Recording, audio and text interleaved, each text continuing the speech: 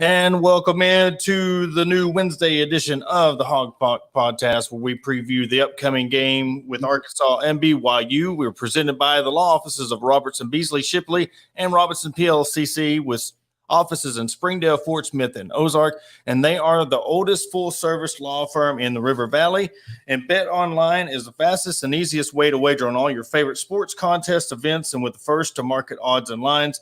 BetOnline continues to be the top online resource for all your sports information, from live in-game betting, props, and futures. So head on over to BetOnline or use your mobile device to join today and make your first sports bet. Use our promo code BELIEVE, BLEAV 50, to receive your 50% welcome bonus on your first deposit.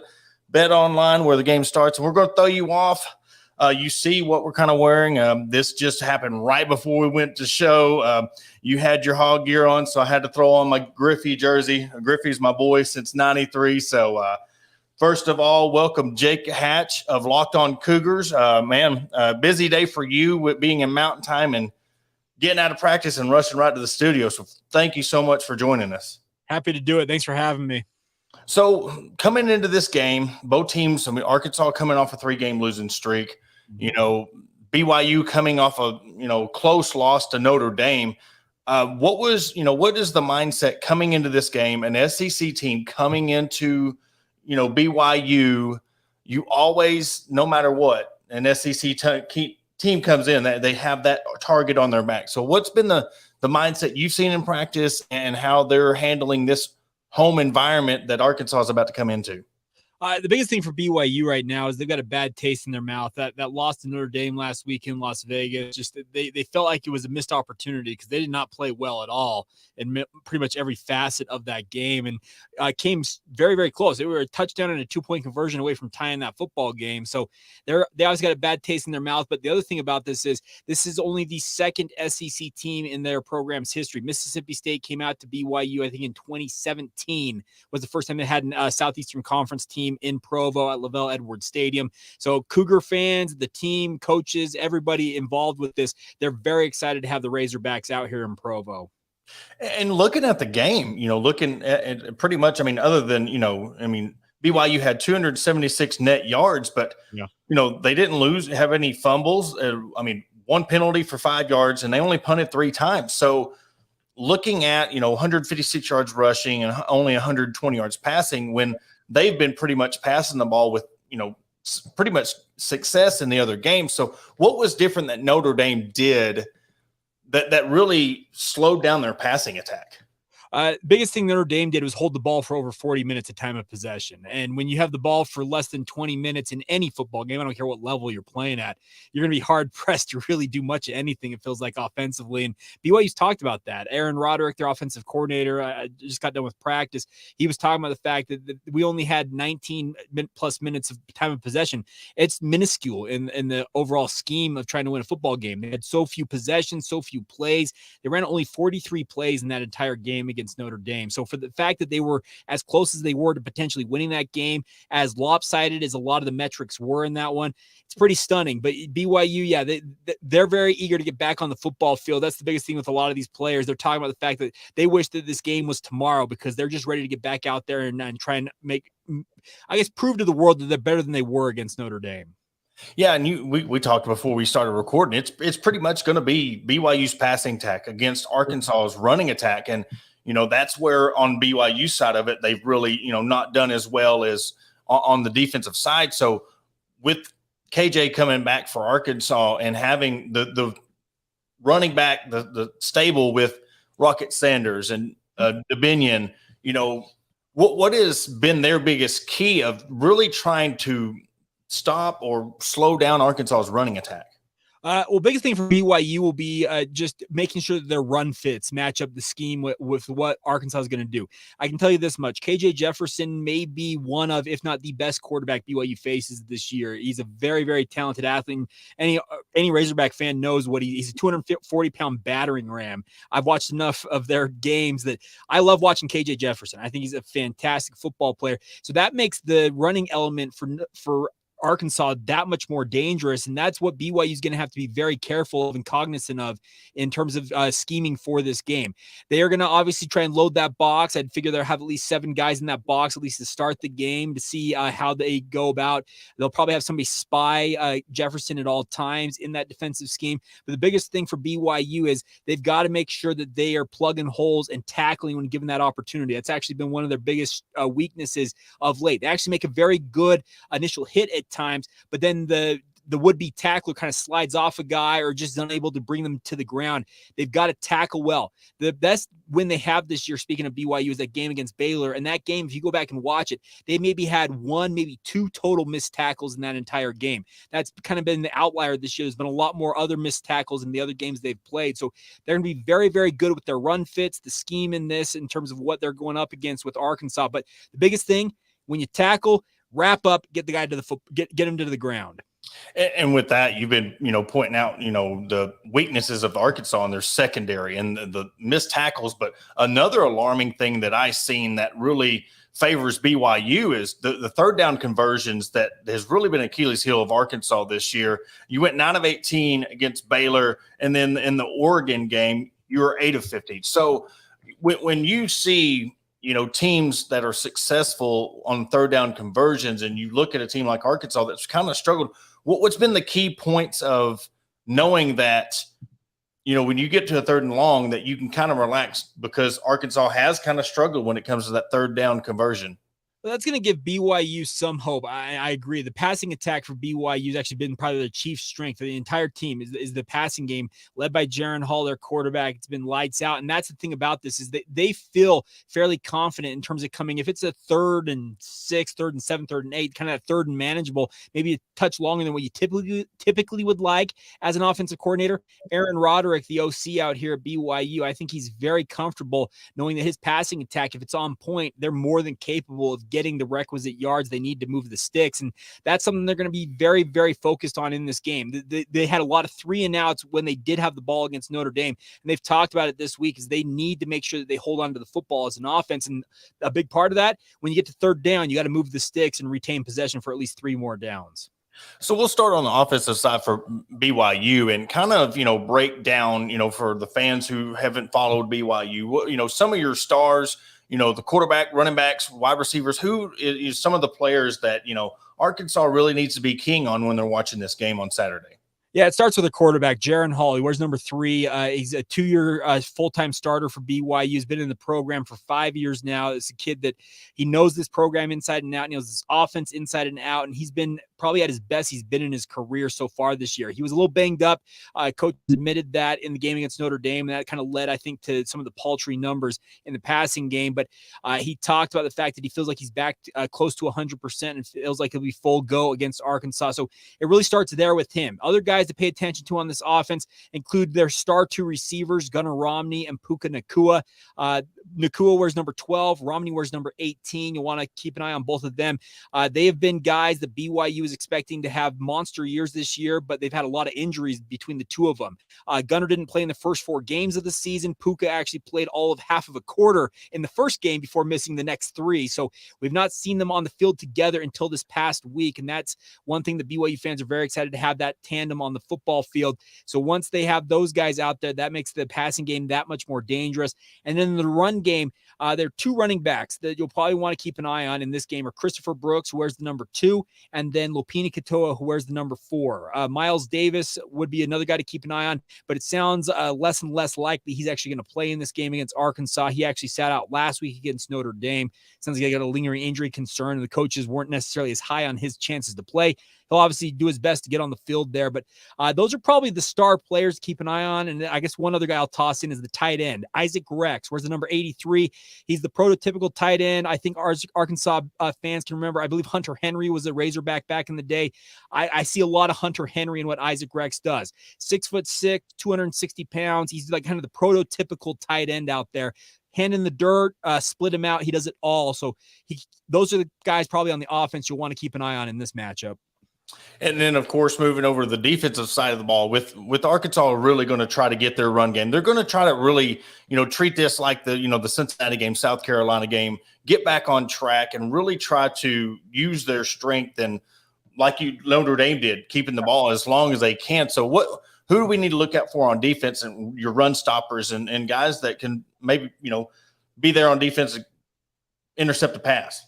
Well, there's one guy that I think some Razorback fans may be aware of. He's actually a Pulaski Academy graduate in Caden Haas. He's BYU starting nose tackle. Where's the number 95?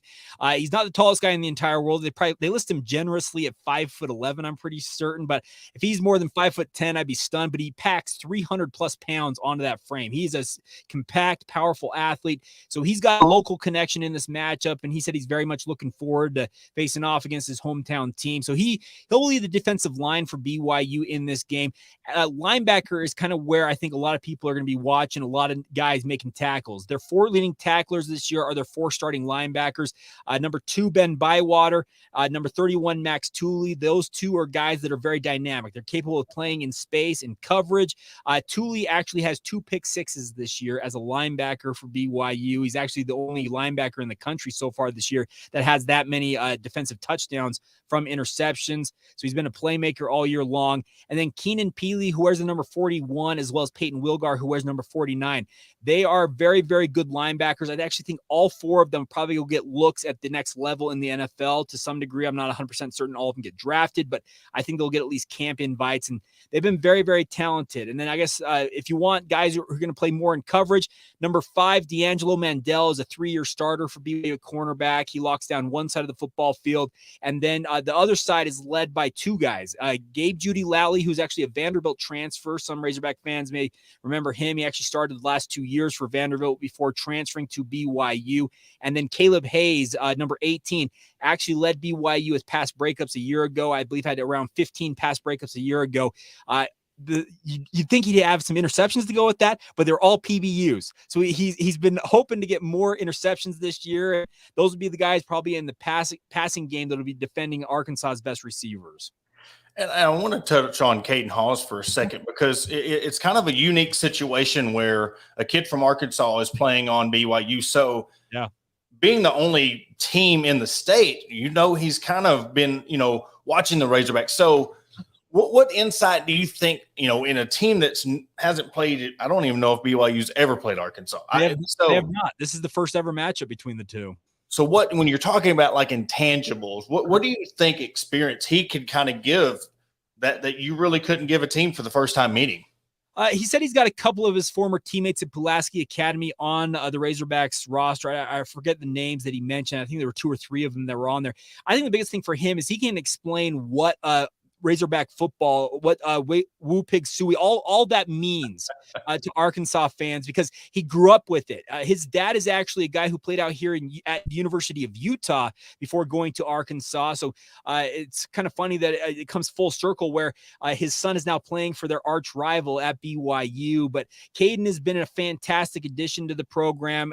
Like I said, he has just kind of that institutional knowledge of what Arkansas means to Razorback fans, and he'll be able to, I think, educate his teammates on like, guys, this is not your typical SEC team. They are the pride and joy of Arkansas. And I think that part alone can help. I think some of these BYU football players who are out here that are from the West that don't necessarily understand what Arkansas is all about, he can really kind of school them to the game and say, hey, this is what it's all about when it comes to the Razorbacks.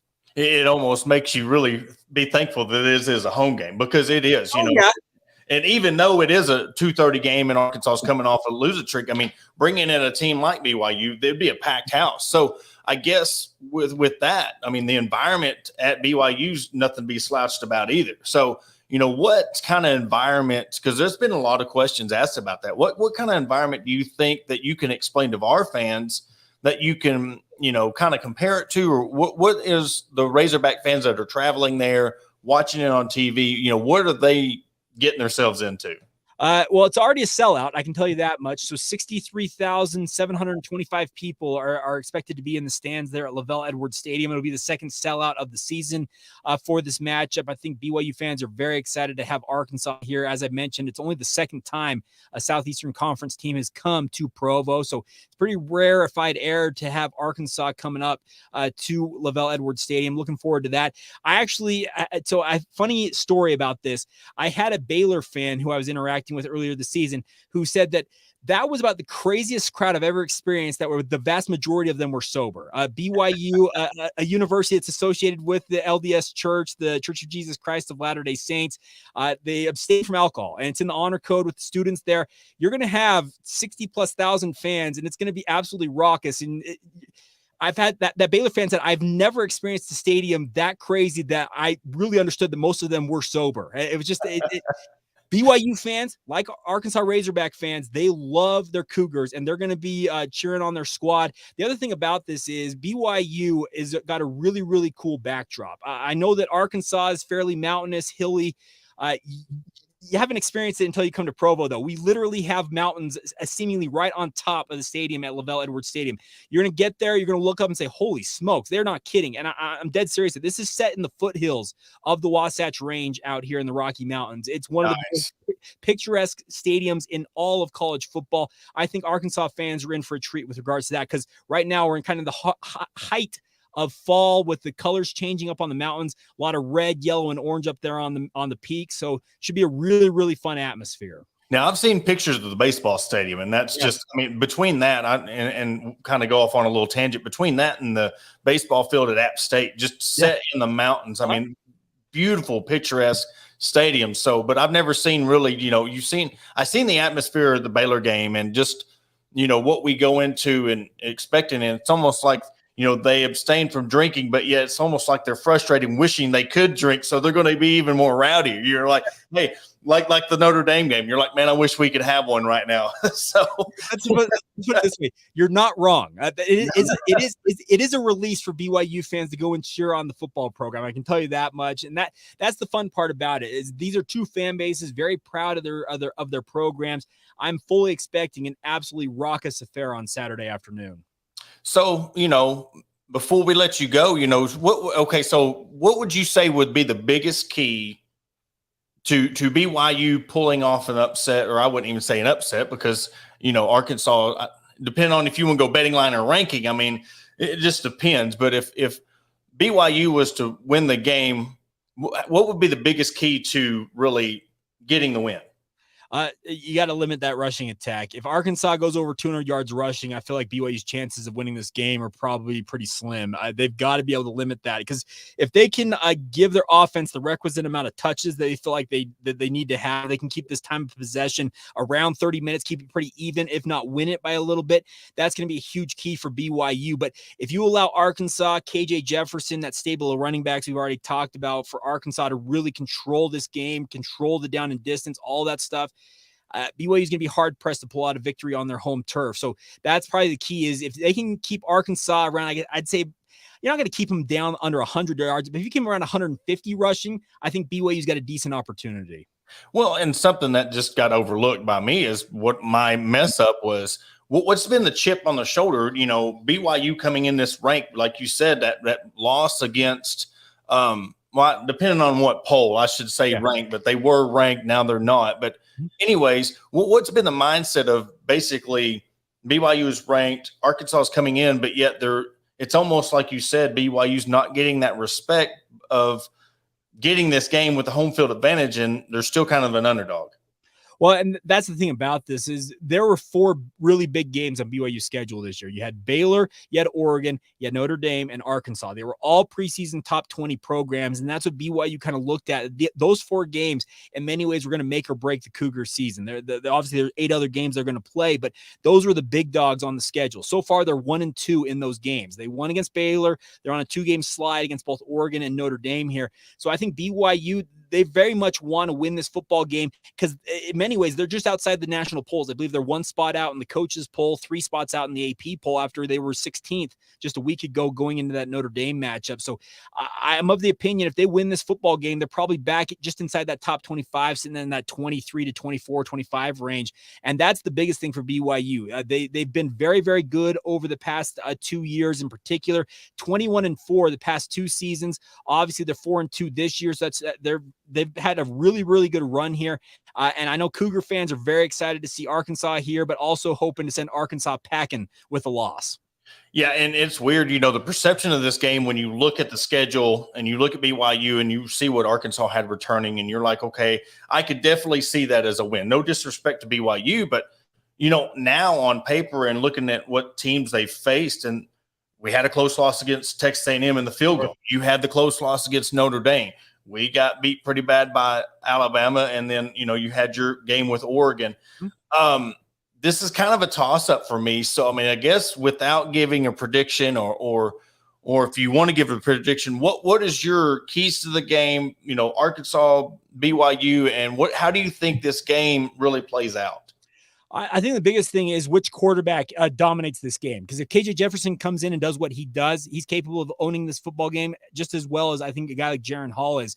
A lot of people are expecting these two to really duel back and forth. And I think that's a huge key. Whichever quarterback is better on the day, I think that's a big, big part of who's going to win this football game. I honestly, a lot of times I have a pretty good feel. I feel like 4 games, but this one I have been waffling all week long. So I don't really have a prediction on that, but I'll go back to that. If BYU can limit the rushing attack for Arkansas to around 150 yards or keep it under that mark, I think they've got a decent shot. The other thing about this for Arkansas, I feel like Arkansas has got to be able to go toe-to-toe with what BYU throws out there in the passing game. I already mentioned Puka Nacua and Gunnar Romney. The crazy thing about this is, as I mentioned, the combined, they have 9 total catches on the season, and both of them are considered to be NFL talents. They have not played a lot this year, but the good news is BYU has found 3, 4, and 5 guys behind them that have stepped up in big circumstances and had big games for BYU in the passing game. So Arkansas, if they can limit BYU's ability to throw the ball effectively, that would go a long way to getting them that road win and getting back home with that victory in their pocket. But I'm very much going back and forth on this game, saying, okay, well, these guys got the nod here. BYU got the nod there. I don't really have a good feel, and I probably don't really have a prediction for it until I really do my pregame show on Saturday morning, probably. I'm the same way. I mean, it could go either way. I mean, of course, Homer side, you're kind of predicting Arkansas to win just because you want them to get back on track and you want to get, BYU back on track. But I'll let you go with this. All right, Hog fans are traveling to BYU. Where do they need to go eat? Where's the spots? If they're coming in for a few days, where's the places to hit up when they're in Provo? If you want barbecue, there's a place called Bam Bam's Barbecue. It's just literally minutes away from BYU campus. It's Texas-style barbecue, so brisket, that type of stuff. I know that Arkansas's got its own barbecue scene, but yeah. That's the best barbecue in the state. I know it's Texas-style, but it's probably the best place to go if you want that. If you want just good overall food, there's a few different places. There's a really good Latin place, Mexican place called Milagros. It's up in it's about 20 minutes away from campus, but it's in North Orem. It's the city I grew up in. It's a fantastic spot. If you want good Mexican, I'd go there. There's a place called the Riverwoods. It's not far away from Lavelle Edwards Stadium, about a 10-minute drive north. There are a number of restaurants in there. A place called Marley's Sliders.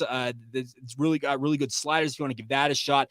The best part is, I think, about Provo is no matter what type of food you're craving, there's usually a pretty good spot for it, if that makes sense. And the other thing about this, let me also add this. A lot of folks are probably coming into Salt Lake, maybe staying in Park City or Salt Lake City proper. The bar and food scene up there is absolutely immaculate in its own right. And the good news is you can make a quick drive down to Provo. It's 40 minutes south. It's really, really easy to get wherever you want to give anything a try, wherever you're at in Utah. Well, man, you gave us a just an in-depth rundown of everything from the game to the food. So Yeah, and let me add one thing to this. They have at BYU at LaVell Edwards Stadium itself. They call it a Cougar tail. It is a 1.5 foot long maple donut, I'm no, sure it's 18 inches of all you can handle with a maple donut. But they're doing a special one this week. They don't do this very often. They're doing actually a chocolate edition of it. So if you're looking for something unique to try while you're at LaVell Edwards Stadium, I would highly recommend you got to give that Cougar tail a try. I will admit I have never finished one of them alone because it's just way too much for me to consume. But between 2 or 3 folks, I think you can handle at least one of them. That's awesome, man. Well, hey, again, thank you so much. Tell us where we can follow you, get updates during the game, people on Twitter where we can reach you at. Yeah, you can find me Jacob C. Hatch. It's my full name on Twitter. You can follow me there. I'll be posting updates all game long. Obviously, I have my coverage for my podcast, Locked On Cougars. You can find that on social media as well. It's really simple. Locked On Cougars on Facebook, Instagram, or Twitter, or just search out Locked On Cougars wherever you get your podcasts on YouTube or wherever you get your podcast, Apple. You know the spiel. Yes, sir. Well, hey, again, thank you so much for joining us, and best of luck on Saturday in between the hours of 2 and then 5 on. So absolutely. Thanks so much. I appreciate you showing the love of the shirt. So absolutely. Well, that was Jake Hatch of Locked On Podcast for the Cougars, and we will give a quick wrap up after this. But man, Jake, thank you for joining us. Absolutely. Have a great night, guys. You too. Really appreciate him joining on and jumping on the show. But I really think that this is going to be, and I think this has been beat down how pivotal this game is for Arkansas as a whole. You coming off a 3-game skid. I know they did the same thing last year, but this is going to be very important. 1, because you're getting KJ back. 2, you need to really, get the run game going. Impose your will, show that, hey, yeah, we took 3 losses, but we're not down. We want to get to that 9 win. I predicted 9 wins beginning of the season, and I had this as a game that Arkansas would win. Just with how, again, I want to say that the same things I had concerned about the Mississippi State game, I have the concerns with the BYU game because they have some guys that are just burners and just, one guy could have 2-3 catches for over 100 yards receiving. So really want to see how the secondary does against this. Again, how they are in the 3rd down conversion. I'm not even comparing BYU to Alabama, but it was just the fact that when you look at the kryptonite for Arkansas, secondary and 3rd down conversions, they do very well in. On the flip side, when you look at Baylor and Oregon and Notre Dame, just how, Baylor was, they're a passing team, Big 12. They were able to get, 152 yards rushing on BYU. And then you look at Oregon on the rushing side there. They were able to do, they had a guy go over 100 yards rushing. So it is going to be the tale of which offense is going to be able to do the most. If it comes down to time control and Arkansas can get to 250, which I think, with them having KJ back, and if he's full healthy, you got Sanders, you got DeBinion, what receiver is going to step up? I think that's going to be the biggest key. Is Knox going to step up? Is Hazelwood going to step up? Is Thompson, is Keytron going to step up? Who's going to step up in that other facet of the game? Or is BYU going to step up in the running game? Because we've seen that against, Mississippi State. We thought, okay, shut down the run game or shut down the pass game, and then the run game will – but, when you drop 3, drop 8, they had the run game was successful. So it's going to be a very interesting game. I do honestly think that with the style of play and just Arkansas being able to impose their will, I think that they're going to be hungry. They're going to be wanting this game. They're going to be really wondering, trying to prove that last year wasn't a fluke when it comes to getting to that 8, 9, 10 win season. So if you ask me right now who I have Arkansas by 7 in this. I will give my score prediction per se on Friday, but it's going to be big for Sam Pittman. It's going to be big for the staff, the players, because we've heard it all week. We've heard the chatter, and the play calling, and we want this coordinator fired. We want this coordinator fired. Why wasn't Malik starting? And I gave my take on that on Sunday, but I really hope Arkansas bounces back, because I want to come in here on Sunday and talk about a win and really see this team get back on track. Because if you look at the rest of the schedule with Auburn, how everything's going on at Auburn, LSU, Missouri, Ole Miss, Liberty coming down to the wire, you want Arkansas to get another, January 1st bowl game. You want that for the Razorbacks, and you want them to continue this success, because it just bleeds over to the sport, and the football team deserves it. And I keep on saying this, the fans deserve it. Y'all deserve it. Y'all deserve to have a football team that is successful and getting 8 to 10 wins every year. I know it's not going to happen being the SEC, and it's only going to get tougher, but it's well-deserved. And I think Arkansas in the end gets the win. I think KJ's going to want to send a message on why he should be one of the best quarterbacks in the SEC.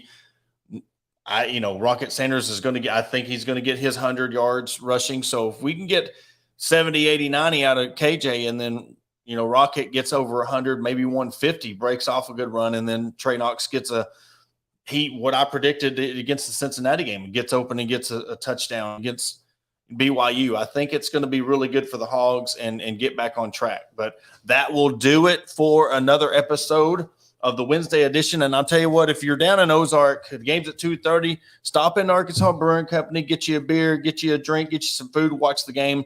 They got 12 TVs sitting down there and just wanting people to come enjoy a good time, good drink with some good company. But for Porter Hayes, that will do it for this episode of the Wednesday preview, and we will catch you on Sunday.